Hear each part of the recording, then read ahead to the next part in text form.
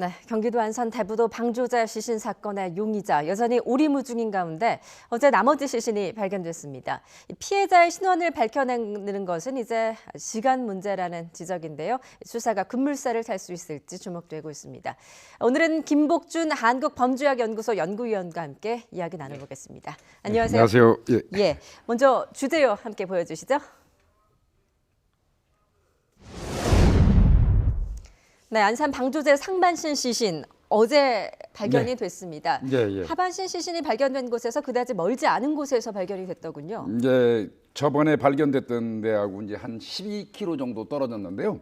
어차피 그 동일 노선입니다. 301호 그 도로를 통과해서 그 횡단하는 쪽에 있는 데인데 선착장 주변이기 때문에 그 인근에는 이제 CCTV도 있고 그런데요.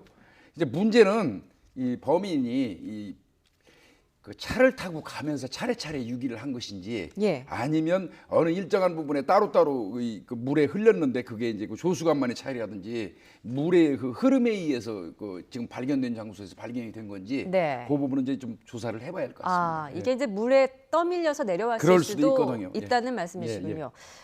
조금 전에 말씀하시기에 이제 상반신 시신이 발견된 곳에는 CCTV가 있었다. 네, 있었습니다. 그렇다면 여기에 용의자 행적이 찍혀 있을 가능성도 있겠군요. 그렇습니다. 그러니까 뭐 그 주변에 있는 그 CCTV는 지금 전부 분석을 하고 있는 상태고요.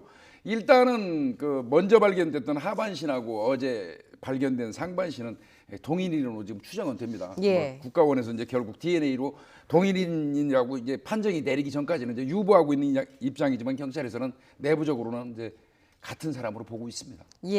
일단 하반신 시신만 있었을 때는 신원을 파악하기가 상당히 난감했었는데요. 이제 나머지 시신도 발견이 되면서 이제 피해자의 신원을 파악하는 것은 사실상 시간 문제 아닙니까? 그렇습니다. 일단은 뭐 이 얼굴은 뭐 너무 많이 훼손이 돼가지고 어렵고요. 이제 손에서 근데 이제 손도 그 겉에 표피가 지문을 찍기 위해서는 표피가 온전해야 되는데 아마 좀 어느 정도 부식이 진행된 것 같습니다. 그래서 이제 아마 겉껍질을 벗겨내고 속에 있는 속지문을 이제 그 약품 처리를 해가지고 찍게 되면 나옵니다. 이 지문이라는 거는 겉껍질이나 속껍질이 항상 같기 때문에요. 상관은 없습니다. 어제 발견된 이제 상반신 시신에서도 어떤 특이점이 좀 발견이 됐다고 하던데 일단 사망 원인을 좀 추정해 볼 수 있을까요? 하반신이 발견됐을 때 엉덩이 부위에 어떤 상처 같은 게 있었는데 실제로 살해하는 데 사용했던 상처인지 여부를 확인 못 했잖아요. 근데 어제 이제 상반신에서 팔하고 머리 부위, 목 주위에서 어떤 상처가 발견됐는데 처음에는 물에 불어 있는 상태였기 때문에 그게 살해 흔이라고 보지를 못했었는데 나중에 정밀히 보니까 그게 아마 살해하는 데 사용된 걸로 추정이 됩니다. 그렇군요. 지금 특징을 보니까요. 오른쪽 네 번째 손가락에 은색 반지 3개가 끼워져 있었고 왼쪽 위 어금니 1개가 또 금니라고 합니다. 이런 정도의 뭐 신원 파악이 됐었을 때 좀 제보 같은 것도 또 올 수도 있겠네요. 내가 아는 사람이다. 뭐 이런 식으로. 전단지도 지금 그런 부분을 명시를 했는데 특히 이제 그 치아 같은 경우는요. 금리라든지 임플란트 같은 게 이제 그 수사 과정에서 나오면 번호가 있어요. 식별 번호가. 그래서 이제 우리나라가 내국인 같으면 찾기가 굉장히 편하고요. 근데 혹시 이제 외국인일 경우에는 좀 그 부분 가지고는 좀 어려움이 있을 수 있는데 오른쪽 손가락 4번째 환지입니다. 여기에 은가락지 가는 게 3개가 쪼로록 이렇게 있었다고 얘기를 하거든요. 그 부분을 봐서는 동남아 계통의 사람이 아닐까 저는 개인적으로 그렇게 추정을 합니다. 왜 그렇게 추정을 하시죠? 사실상 내국인들이 이 금반지 가는 거를 남자들이 3개씩 겹쳐 끼는 일은 흔치 않고요.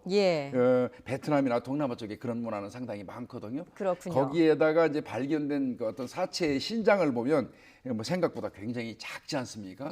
그런 부분을 봤을 때는 동남아 쪽 만약에 외국인이라면 동남아 쪽 사람이 아닐까 이렇게 추정을 해봅니다. 여러 가지 지금 봤을 때 외국인일 가능성이 많다. 피해자가 어제 알려진 것에 의하면 이제 말씀하셨듯이 150에서 160cm의 단신으로 추정이 되고 때문에 청소년일 가능성도 있다라고 하지 않았었습니까? 그런데 맞습니다. 이제 나머지 상반신 시신이 발견되면서 사실상 청소년일 가능성은 거의 없다고 봐야 되겠군요. 배제할 수는 없겠지만요.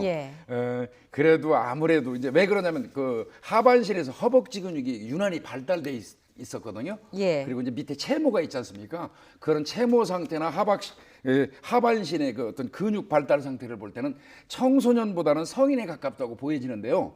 워낙에 이제 그 발이 작고 신장이 작다 보니까 그건 또 손에 이제 환지 낀 거 이런 거 등등 또 금리는 청소년들이 잘 안 하거든요. 예. 이런 부분들을 볼 때는 성인일 가능성이 많다. 그럼 성인이라면 장애인 아니면 혹시 그렇지 않으면 동남아 계통의 사람이 아닐까 예. 이렇게 추정을 해봅니다. 현재로서는 이제 피해자가 외국인일 가능성이 높다라고 보시고 예, 있는 건데요. 예. 일단 경찰이 이제 시신을 감싸고 있었던 이불 그리고 네. 마대자루에도 주목을 하고 있지 않습니까? 이게 예, 어떤 예. 단서가 될 수 있을까요? 마대자루 같은 경우는 그 상반신 하반신이 똑같은 마대자루거든요. 예. 그렇다면 어떤 공장이라든지 이런 데를 추정할 수 있어요. 어떤 물건을 담았던 어떤 마대자루일까 하는 거를 좀 파악이 가능하지 않겠습니까? 예. 공장 같은 데를 이제 추적하는 데 좋을 것 같고요.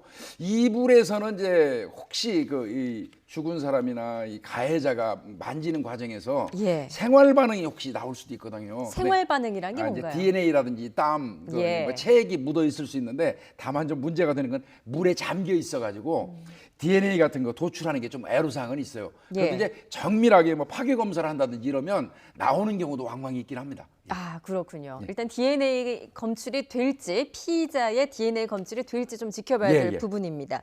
지금까지의 상황을 종합해 보면 예. 일단 상반신과 하반신이 따로 발견이 되면서 너무 잔혹한 시신 유기 사건이 됐는데요. 네. 이렇게 시신을 분리해 가지고 유기하는 그 범죄자의 심리는 어떻게 볼 수 있을까요? 뭐 일단은 이제 그 집안 내에서 지인끼리의 어떤 범행으로 살해를 하면요. 그 사체 처리를 하는데 애로사항이 따르거든요. 예. 두고 같이 살 수는 없잖아요. 그래서 이제 효과적으로 내다 버리기 위해서 분리하고 훼손하는 경우가 이제 대다수예요. 예. 즉 말하면 이제 증거인멸의 목적이거든요. 근데 이제 그렇지 않고 뭐 일반적으로 막 여기저기 다니면서 이제 뭐 유영철이나 이런 사람처럼 예. 그렇게 하고 다닌다면 그건 사이코패스죠. 연쇄살인범이라고 볼 수 있죠. 그렇군요. 근데 이 경우 같은 경우는 아마 증거인멸의 목적이라고 보는 게 맞을 겁니다. 아, 증거 인멸을 위해서 이렇게 시신을 분리해서 유기를 예, 예. 했다. 일단 여러 가지 정황을 봤을 때 지금 어떤 부분에 좀 수사에 초점을 맞춰야 된다고 보십니까? 제일 급한 거는 빨리 예. 인적사항을 도출하는 거예요. 이제 물론 저 지문을 뭐 약품 처리해가지고 속지문에서 밝혀졌는데 지문에 의해서 인적사항이 안 나온다면 18세 미만의 내국인이라면 미성년자이거나 아니면 외국인이거든요. 예. 그렇다고 하더라도 빨리 그게 밝혀져야지 피해자 주변을 상대로 조사하면 연관성이 있는 거거든요. 살인 예. 사건이라는 거는. 그래서 일단은 살인 사건에서 제일 중요한 거는요. 피해자가 누구인지 밝히는 게 제일 중요합니다. 그렇군요. 예, 예. 일단 피해자 신원이 용의자를 특정하는 데 중요한 단서가 될 결정적인 수 거죠. 예. 있기 때문에 신원 파악에 주력해야 된다는 예. 말씀이었습니다.